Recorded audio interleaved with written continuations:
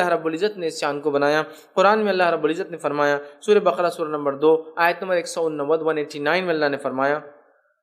وَيَسْأَلُونَكَ عَنِ الْأَحِلَّةِ، یہ آپ سے چاند کے گھٹنے اور بڑھنے کے بارے میں سوال کرتے ہیں، تو اللہ نے فرمایا قُلْ هِيَ مَوَاقِتُ لِلنَّاسِ وَالْحَجِّ، ان سے کہہ دیجئے یہ حج اور وقت کے پیمانے ہیں، گننے کا حساب اور کتاب کا طریقہ ہے۔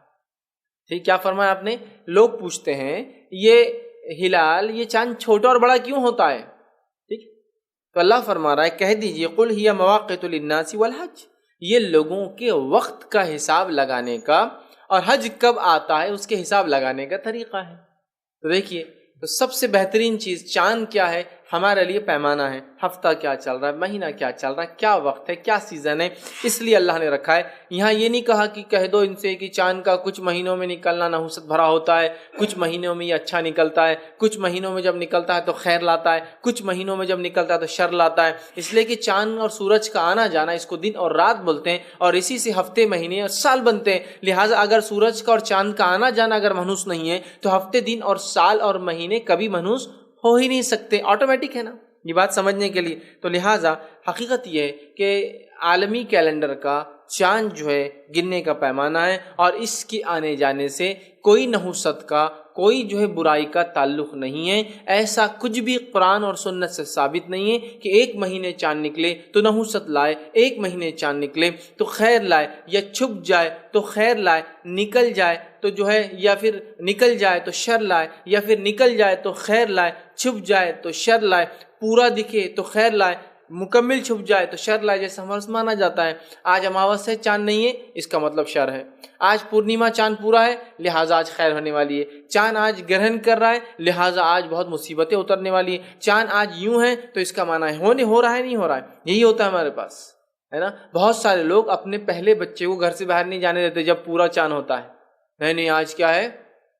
پورنیما ہے، باہر نہیں نکلنا، اس لیے کہ دو چاند ایک ساتھ باہر نہیں ہو سکتے نا، ٹھیک ہے، مطلب ایک میرا چاند بیٹا ہے میرا اور دوسرا چاند، لہٰذا نہیں بیٹے تم پہلن ہے، تم باہر نہیں نکل سکتے، آج پورا چاند ہے، یہی عقیدہ وہ جب چاند پورا چھپ جاتا ہے نا، نہیں آج نہیں نکلنا، آج اماوس ہے، آج رات بلائیں اترتی، تو گویا چاند کے چھپنے سے برائیاں، چاند کے دکھنے سے خیر، ایسا کچھ بھی نہیں، یاد بات یاد رکھ لیجئے۔ چاند کو اللہ نے کیوں بنایا؟ وہ اس لیے کہ ہم دنوں اور سالوں کی گنتی کرے، اور اللہ رب العزت نے سورج اور چاند کو جو نکالا، ڈباتا ہے، نکالتا ہے، اس کا مقصد یہ کہ مختلف عبادتوں کو انسان پہچان کے کر سکے، جیسے نماز کا جو ہے حساب اور کتاب سورج سے لگایا جاتا ہے، اور اسی طرح زکوٰۃ کا اور حج کا حساب اور کتاب چاند سے لگایا جاتا ہے کہ 355 دن جب ہو جائے تو اس کے بعد زکوٰۃ دی جائے، حج کیا جائے، چونکہ چاند نکلا، ذی الحجہ کا مہینہ شروع ہو گیا، اور صبح سے لے کر شام تک نمازیں پڑھتے ہیں، سورج نکلنے سے پہلے فجر کی نماز، سورج 20 سے ہٹنے کے بعد ظہر کی نماز، سورج جو ہے 20 سے ہٹنے کے بعد اتنا ڈوبنے کی طرف جائے کہ سایہ ایک حقیقت سے بڑھ جائے، عصر کی نماز، سورج ڈوب جائے تو مغرب کی نماز، ڈوبنے کے اتنے وقت بعد عشاء کی نماز۔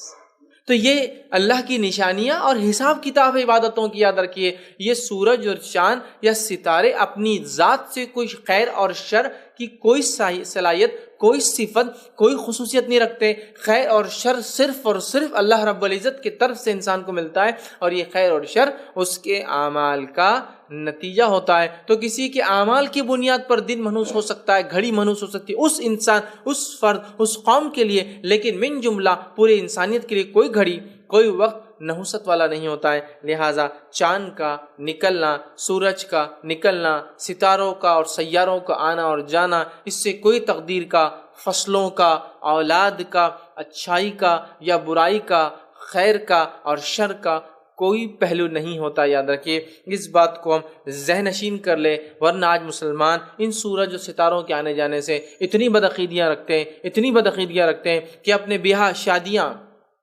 اپنی خوشیوں کو اس اعتبار سے منایا جاتا ہے کہ سورج اور چاند گردشیں کیسی چل رہی ہے، سورج گردش میں ابھی بہت مشکل وقت ہے لہٰذا آج اچھا کام نہ کیا جائے، آج منگل کا دن ہے لہٰذا آج کوئی خیر کا کام نہ کیا جائے، آج ہفتہ سنیچر ہے، سنیچر کا دن منحوس ہوتا ہے، آج جو ہے فلاں دن ہے، یہ بہت خیر کا باعث ہے۔ یاد رکھیے، جن دنوں کے بارے میں یا جن مہینوں کے بارے میں کتاب و سنت نے بتایا کہ بابرکت ہے، یہ ایک الگ چیز ہے، لیکن وہ برکت والے کس کے لیے؟ جو ویسے اعمال کرے۔ اگر رمضان کا مہینہ برکت والا ہے تو اعمال کرنے والوں کے لیے نا، شراب خوروں کے لیے اور سونے والوں کے لیے تھوڑی ہے کہ اعمال نہ کریں، سمجھ رہے آپ؟ تو وہ بھی اگر ہے تو مخصوص ہے، جمعہ ایک مبارک دن ہے، لیکن کس کے لیے؟ جو جمعہ کو مانتا ہے، اس میں عبادتیں کرتا ہے، مسلمانوں کے لیے، ساری انسانیت کے لیے وہ بھی نہیں ہوا۔ سمجھ رہے ہیں بات کو؟ تو اس چیز کو ہم سمجھے، ہم نے جو عالمی سطح پر سفر کو منحوس قرار دے دیا،